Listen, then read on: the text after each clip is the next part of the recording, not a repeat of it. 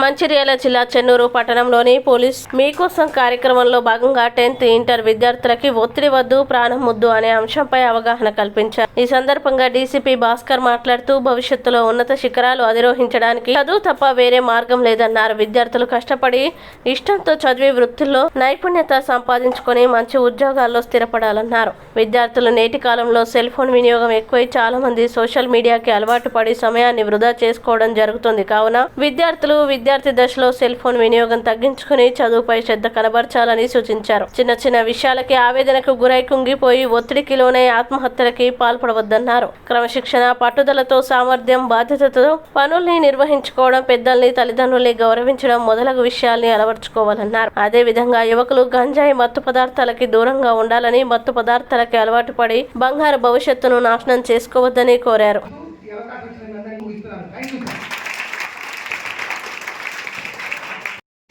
Exams date announce చేయగానే first June నుంచి tension రాదు మనిషికి. నిజంగా జూన్ నుంచే టెన్షన్ వస్తే ఇప్పుడు టెన్షన్ గురించి క్లాసులో అటెండ్ కావాల్సిన అవసరం ఉండదు. ఎగ్జామ్ ఫోబియా అనేది రాదు. స్టార్టింగ్లో మనకు ఎలాంటి ఇబ్బంది ఉండదు. వన్స్ ఎగ్జామ్ డేట్ ఇచ్చిన దానికి స్టార్ట్ అయిపోతుంది. స్టార్ట్ అయిపోయి ఫస్ట్ బుక్ తీస్తారు. మీరు ఫస్ట్ ఒక చాప్టర్ చదువుతారు. సరే, ఇంట్రెస్ట్ ఉన్న సబ్జెక్టే చదువుతాం. చదివిన తర్వాత ఏం చేస్తాం? మన డాక్టర్ గారు చెప్పినట్టేసి ఒక 5 నిమిషాలు గ్యాప్ ఇచ్చేసి బుక్ క్లోజ్ చేసి నీకు ఎంతవరకు గుర్తుందో అని చెప్పి కళ్ళు మూసుకొని గుర్తుపడతారు, ఆలోచిస్తారు. కానీ మీరు ఆల్రెడీ ఎక్కడ ఉన్నారు? ల్యాండ్ మైన్ మీద ఉన్నారు. టెన్షన్ అనే మందు పాత్ర మీద ఉన్నారు. అది ఎప్పుడు వెళ్తుందో తెలియని పరిస్థితులు ఉన్నారు. కాబట్టి 2 hours చదివింది మీరు కళ్ళు మూసుకొని రీక్యాప్చర్ చేసుకున్నాము, రివ్యూ చేసుకున్నాము అని అనుకుంటే మీరు టెన్షన్ ఉంటే ఏమొస్తుంది? గుర్తు వస్తుందా? రాదు. గుర్తు రాకపోయేసరికి నీకు ఏమనిపిస్తుంది?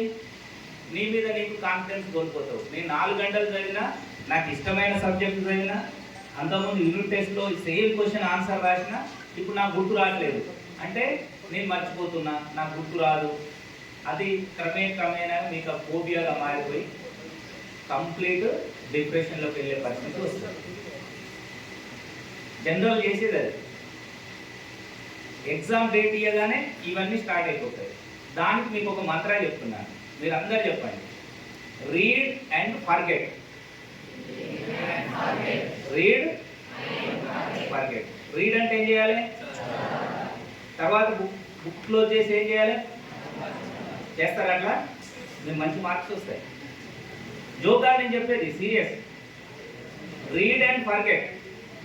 బుక్ తీయండి, 2 hours చదవండి, తర్వాత మర్చిపోండి. రేపు మార్నింగ్ ఇప్పుడు ఈ సెషన్ అయిపోయినాక మీ మ్యాథ్స్ సారా లేకపోతే మీ సోషల్, మీ సైన్స్ సార్ అడిగితే ఏం చెప్పాలి? మీరు రీడ్ చేసినా సార్, ఫర్గెట్ కూడా అయిపోయిందని చెప్పండి, డిలీట్ అయిపోయిందని చెప్పండి. చెప్తారా? చెప్పండి. Read and forget, that is the మంచి మంత్రాలు. బట్ ఒక్కటి మళ్ళీ ఇంకో దీనికి ఒకటి యాడ్ చేసి చెప్తున్నా. Read and forget, but don't forget read. Read and forget, don't forget read. చదవండి, మర్చిపోండి, కానీ చదవడాన్ని మర్చిపోకండి. అంటే దీని అర్థం ఏంటిది?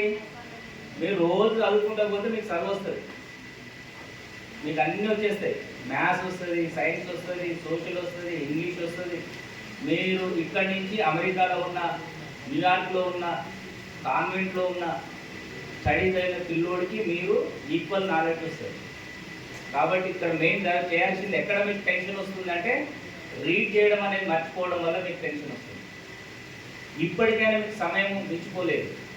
ఈ 40 days టైం తీసుకోండి, హ్యాపీగా చదవండి. ఎక్కువ మీరు నాకు గుర్తు రావట్లేదు అని మిమ్మల్ని మీరు టెస్ట్ చేసుకోకండి. ఎందుకంటే మీకు చిన్నప్పటి అన్నీ గుర్తున్నాయా? ఉంటాయా? ఉండవా? ఫర్ ఎగ్జాంపుల్, మీరు ఒక జాతరకు వెళ్ళినారు. అక్కడ ఒక మీ ఫ్రెండ్కు ఇంకో ఫ్రెండ్ ఉన్నాడు, వాళ్ళ బంధువు ఎవరో కలిసినారు. జస్ట్ ఎంత టైం మాట్లాడతారు? 5 minutes మాట్లాడతారు. అరే మా పెద్దమామ కొడుకురా వీడు నరేష్ అని చెప్తాడు. అదే వ్యక్తి ఒక 2 years తర్వాత సేమ్ చెన్నూరు బస్ స్టాండ్ దగ్గర కనపడ్డాడు. గుర్తుపడతావా? పట్టావా? నువ్వేమైనా ప్రయత్నం చేసినావు? అతని నేము, అతని ఫేసు గుర్తు పెట్టుకోవడం కోసం ఏమైనా ప్రయత్నం చేసినావా? ఏం చేయలే కదా. చూసినావు మర్చిపోయినావు, కానీ నీ మైండ్లో అవి గుర్తుంటుంది. సేమ్ థింగ్, ఏ చదువైనా మీరు చదువుకుంటూ వెళ్ళిపోతే అది గుర్తుంటుంది. మీరు అన్నెసెసరీ దానికి గుర్తుండాలా లేదా అని ప్రయత్నం చేసినప్పుడే టెన్షన్ వస్తుంది. అట్లాంటిది లేకుండా హ్యాపీగా చదవండి. ఇంకొక విషయం చెప్దాం అనుకుంటున్నాను. ఎగ్జామ్ ఫోబియా గురించి చాలా వరకు చెప్పినారు.